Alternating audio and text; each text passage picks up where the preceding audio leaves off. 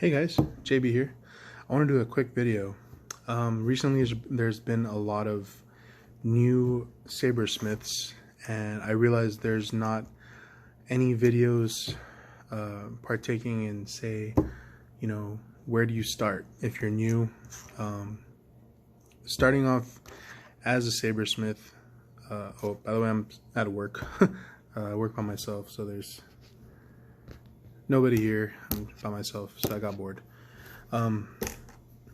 Anyway, starting off as a Sabersmith or installer, whatever you want to call it, it's not always the smooth sailing, I want to say.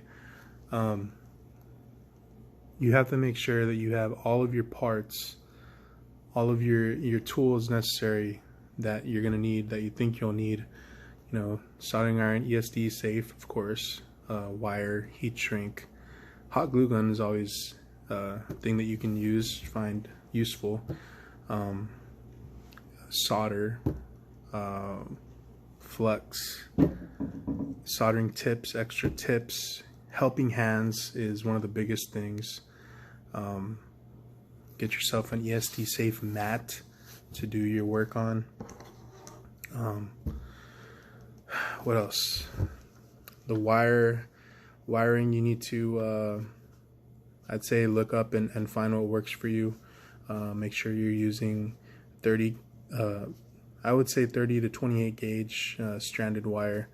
You can use solid core wire for smaller stuff, like if you need a bridge across the board or whatever. That's what I tend to use. Experience. As far as experience, I would say, try to work on your own stuff first for at least, 10 to 15, solid installs of work. Because, going through like my experience when I started, I worked on several hilts that were for me and also repairs. So I did a lot of repair work, not full-on installs where people had to trust me as being new. But most of my work was local, and they were by friends that trusted me no matter what.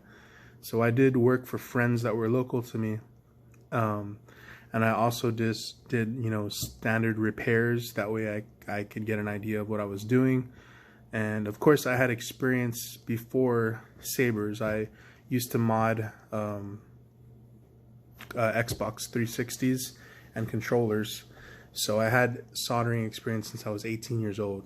So when I started Sabers, I was I think I was around 24, 23, 24. I'm gonna be 27 this year, so it's been going on for about almost 4 years that I've been doing it. So yeah, you're gonna be called an Instasmith. That's a given. There are still some people out there that don't like new people. Even, being, doing Sabers for almost 4 years, people still don't like me. I couldn't care any less about that. But you will be called a Instasmith. Basically what that is someone just looking out for a quick buck. There are going to be some people that will fall into that category. But if you're legit trying to, start off as somebody respectable and you want to have that reputation, I would just say follow this video. That's my experience.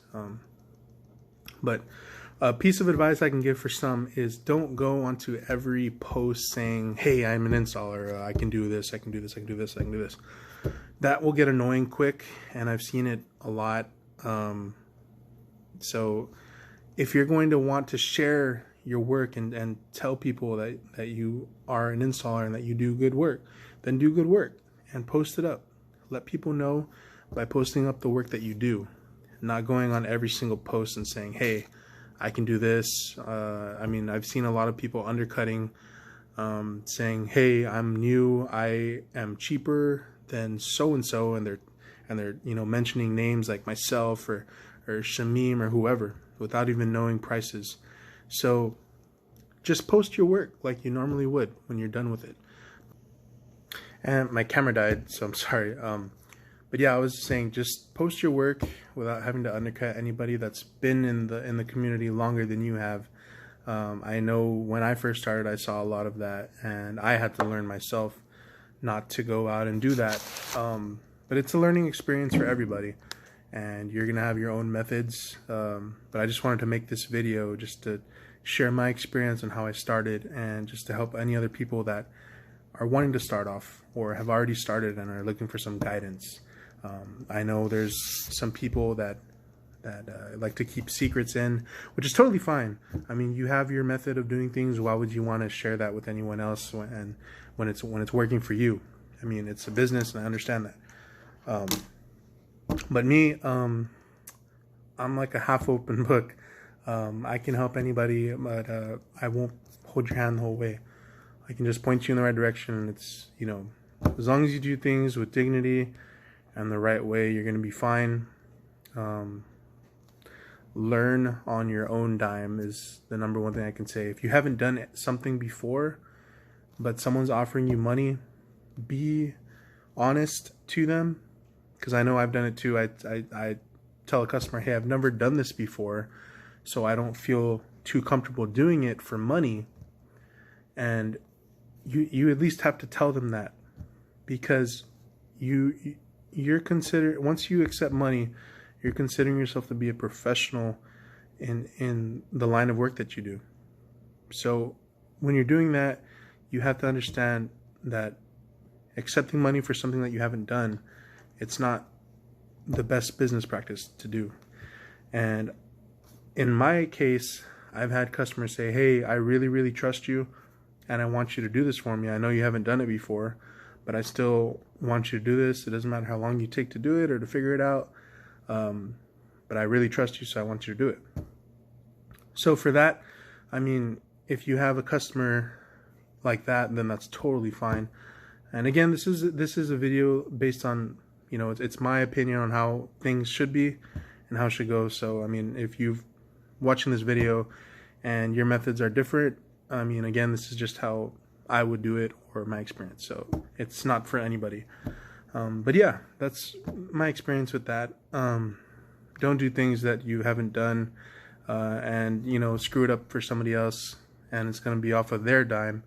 Make sure you learn, you know, your experience, unless that person trusts you and you can cover for any mistakes that you do, money-wise and product-wise, because you don't want to be screwing up product that's not available anymore, and you for sure don't want to be, you know, having to spend more money from yourself or the customer that they've used on parts and such. But yeah, I mean, that's really the gist of everything. You just have to have, you know, experience. Make sure you have experience, you know what you're doing. Read the manual. Please read the manual. If you're using a soundboard and you're just going to be going to like Facebook forums or other forums, and you're just going to be asking question after question after question, people are going to see that, and people are going to say, well, why is this guy taking money and doing installs if he doesn't even know what he's doing? I mean, people are going to see that. So you need to read the manual. You need to have all that experience down before you even start. That's the number one thing. If you have something that you don't understand, or there's something going on, like with, you know, it happens to me too, like something will be wrong with whatever I'm doing, any part or piece that I'm using, and there's something wrong, like I just don't get it. I've checked every single thing that I could have in the manual. I've done my own tricks to see what's wrong, you know, if something's not working. Then yeah, go to the forums, go to Facebook and ask, like, hey, has anyone else experienced this, or I'm not too sure why this isn't working, I've tried everything. Then yeah, go ahead and ask for help. I mean, that's totally fine. But if you're asking basic questions, people are gonna notice that. And like today, I mean, I saw, not mentioning names, I saw someone asking, you know, they're already accepting money and they're asking basic questions that are in the manual, and it grinds my gears sometimes, because, like, you know, those people are still getting money, and I don't think it's right for them to be making money off stuff that they should know about already. And it's like, you know, they have to get help to do that, and they got paid to do it. I mean, you're not a professional if you have to ask for basic help on how to do things. But yeah, I mean, learn is the number one thing I could say. But that's pretty much it. I mean, my experience, you know, coming into the community and you know, not coming into the community, but like starting off as an installer was tough, because I got listed as an Instasmith right away for literally no reason at all. I had done my first sound install and I posted photos of it and I was really happy about it. I didn't have even like a chassis or anything, it was so long ago. But I had mentioned in that post where I was sharing it that I was so excited and that I couldn't wait to start doing it later on for other people that were interested.